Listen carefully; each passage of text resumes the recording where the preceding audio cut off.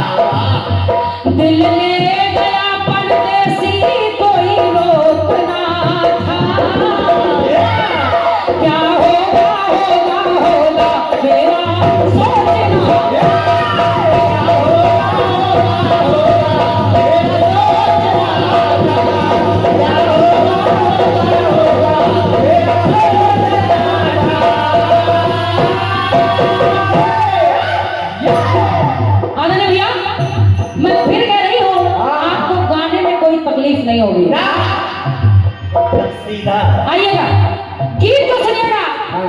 कहना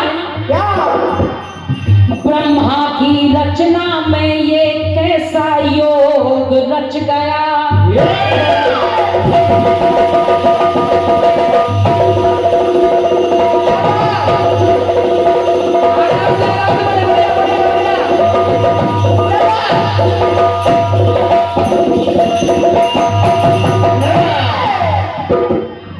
ब्रह्मा की रचना में ये कैसा योग रच गया। और योग कैसा? तो भुवन में चारों ओर हाहाकार मच गया, हाहाकार मच गया। तो सुर संत ज्ञानी गुनी जब कांपने लगे उस हाहाकार से, सुर संत ज्ञानी गुनी जब कांपने लगे, भयभीत होके मानव चरण चापने लगे,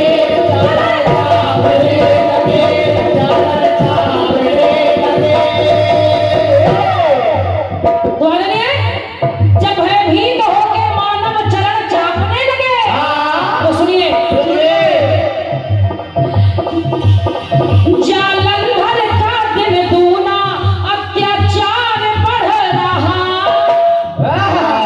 आदरणीय दादा दीक्षित जी एवं आदरणीय हमारे सामान्य दादा श्री आजाद जी, मैं निवेदन कर रही हूँ कि थोड़ा सा ध्यान चाहूंगा। जब इस पृथ्वी पर सृष्टि पर जालंधर का दिन दूना अत्याचार बढ़ रहा, त्रिलोक में किसी से भी जाए ना अब सहा।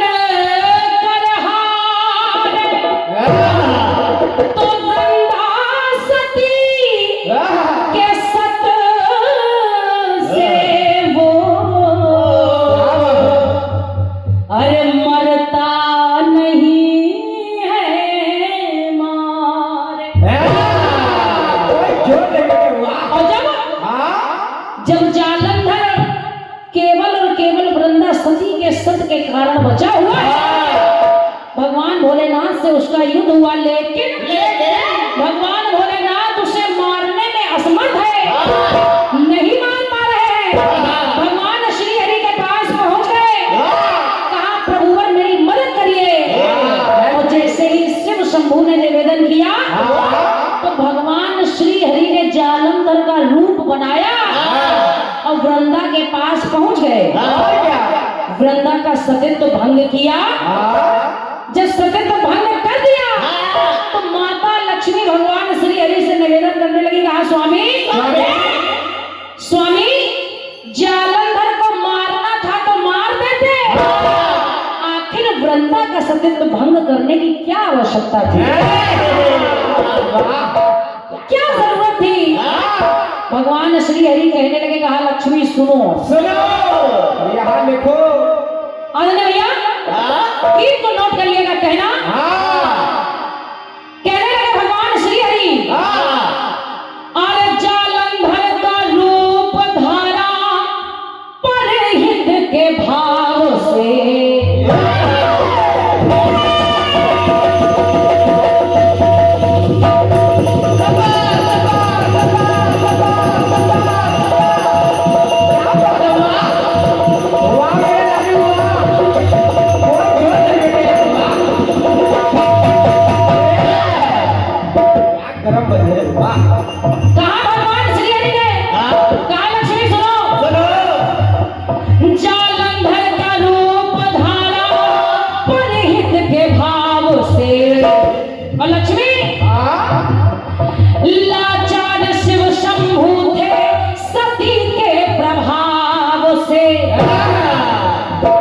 वृंदा के सतित्व का इतना बल के जालंधर मर नहीं रहा है।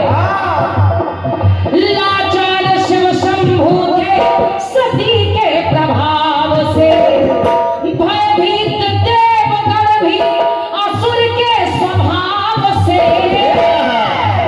और सृष्टि व्याकुल थी सारी, सृष्टि व्याकुल थी सारी धर्म के अभाव से।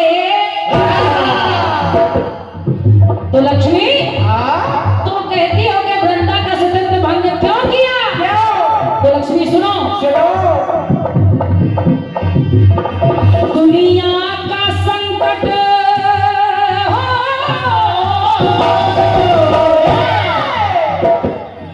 दुनिया का संकट छल करके भी टालना पड़ा।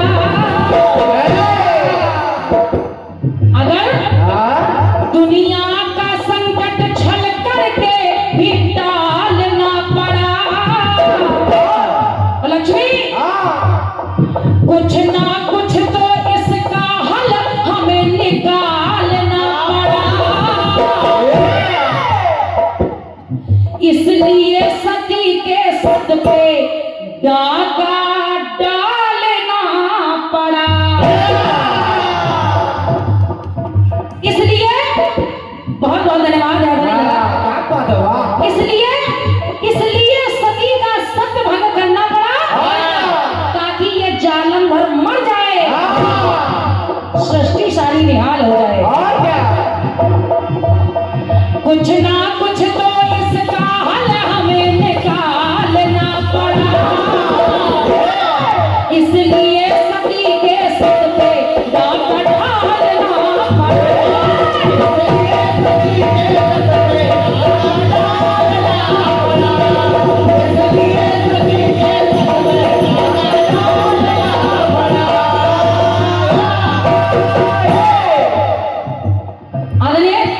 बहुत सतियां मिलेंगी आपको, बहुत सतियां मिलेंगी। और क्या?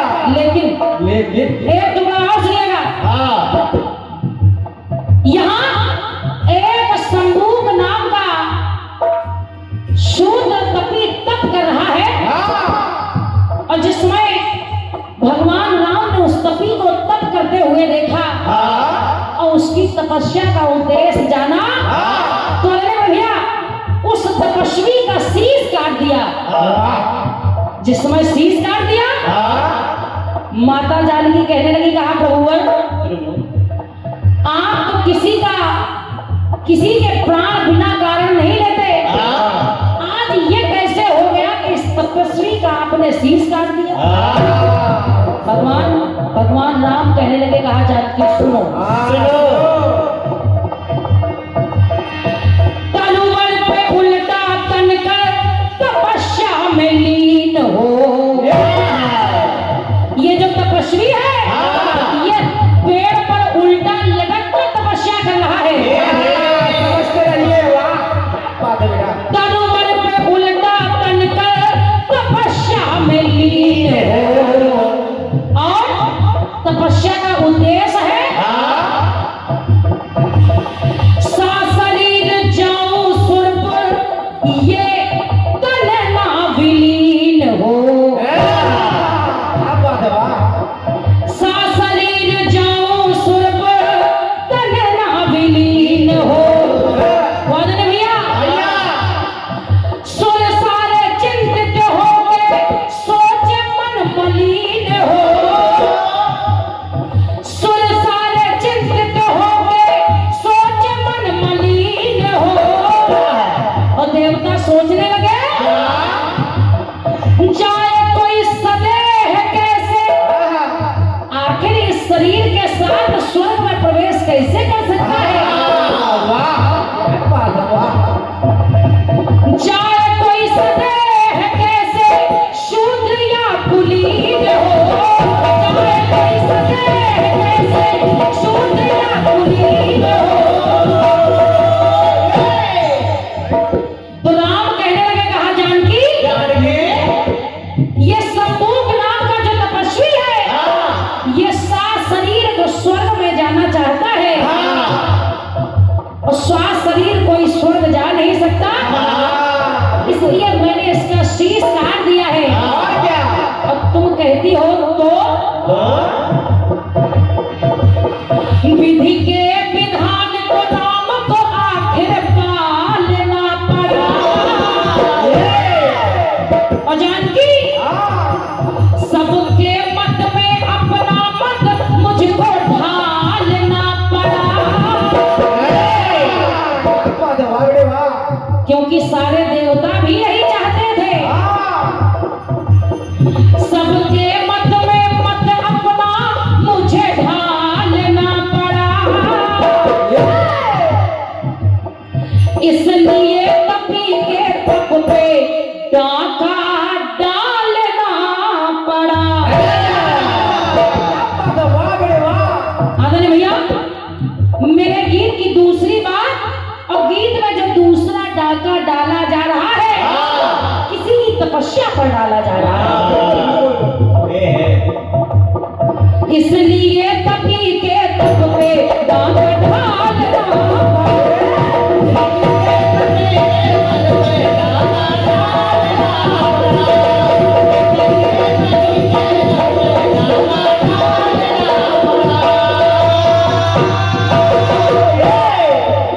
आइए गीत अंतिम में बढ़ सकेगा। दुर्योधन माना नहीं,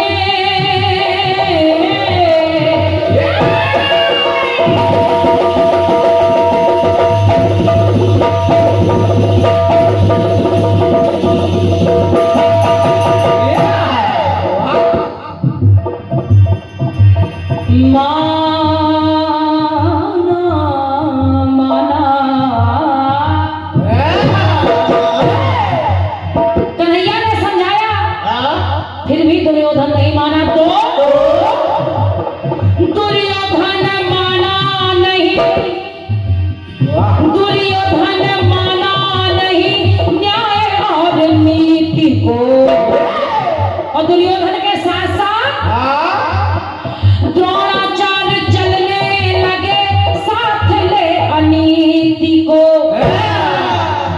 आदरणीय भैया जब द्रोणाचार्य जैसे गुरु भी अनीति पर आ जाए तो द्रोणाचार्य चलने लगे साथ ले अनीति को।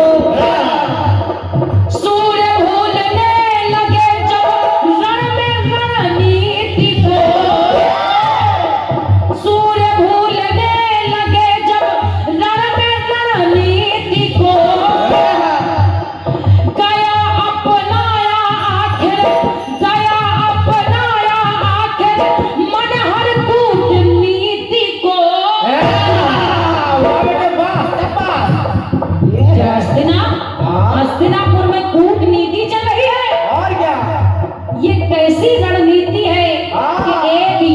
को साथ साथ योद्धा मिलकर मार रहे हैं। ये कैसी कूटनीति चल रही है माननीय? जब वहां कूटनीति चल रही है तो यहाँ कन्हैया से रुक्मणी कहने लगी कन्हैया आखिर आपने वो कर ही लिया जो करना चाहते थे। कन्हैया कहने लगे क्या कर लिया? कहा कन्हैया आखिर आपने धर्मराज युधिष्ठिर से झूठ बुलवा दिया। कन्हैया कहने लगे कैसे झूठ बुलवा दिया? रुक्मणी कहने लगी कि धर्मराज ने बोला अश्वत्थामा हतोइति। जब धर्मराज ने कहा कि अश्वत्थामा हतोइति, द्रोणाचार्य ने अस्त्र शस्त्र छोड़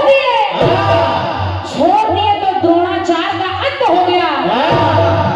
कन्हैया कहने लगे कहा रुक्मणी सुनो, धर्मराज ने इतना नहीं बोला कि अश्वत्थामा हतोइति, धर्मराज ने तो इतना बोला अश्वत्थामा हतोइति नरो वा कुंजरो।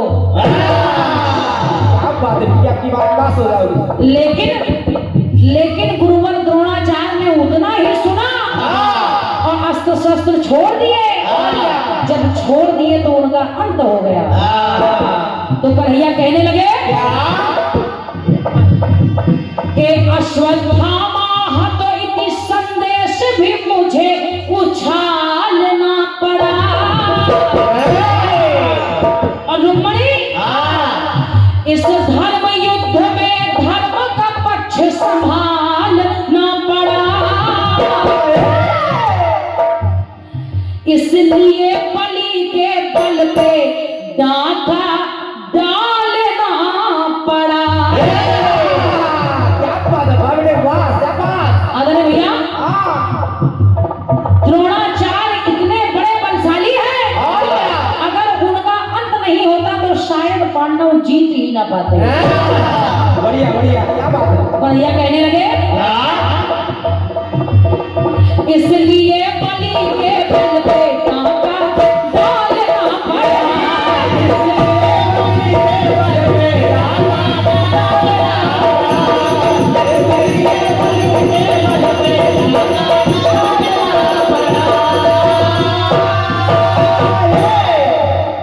ये एक सुंदर रचना हमारे परम सम्मान्य बन गया।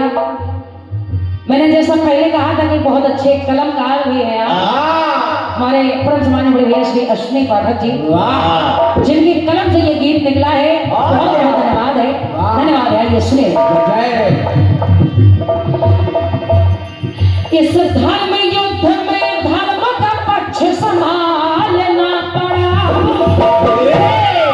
इसलिए बलि के बल पे डाका डालना पड़ा।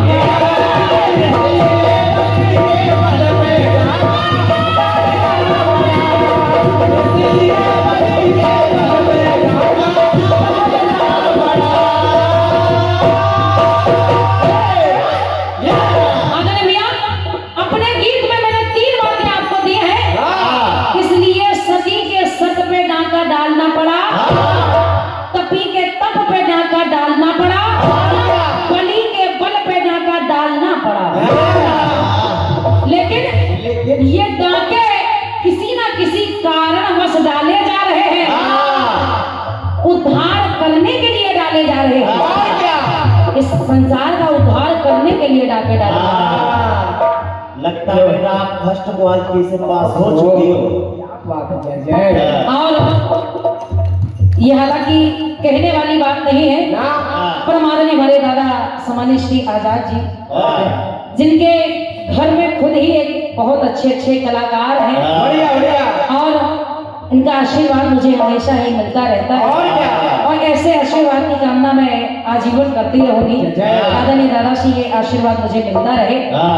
और मैं हृदय से प्रणाम कर रही हूँ आदरणीय दादा आजाद जी को, हृदय से प्रणाम कर रही हूँ। हमारे परम सम्मान्य दादा आजाद जी के बड़े सुपुत्र हमारे परम सम्मान्य मुकेश भैया जी, जो आज मेरे साथ रचना का कार्यभार संभाल रहे हैं। आदरणीय बड़े भैया को भी हृदय से प्रणाम कर रही हूँ, दादा को भी हृदय से प्रणाम कर रही हूँ, आशीर्वाद की कामना कर रही हूँ। और बाकी जो परिचय के मोहताज नहीं है, क्योंकि हमारी एक बड़ी बहन है श्रीमती पूनम आजाद जी, बहुत ही अच्छी कीर्तनकारा है और हमारे दादाजी की सुपुत्री भी है। और और मैं सभी को हृदय से प्रणाम कर रही हूँ। बहुत बहुत धन्यवाद है। जय जय सुनिए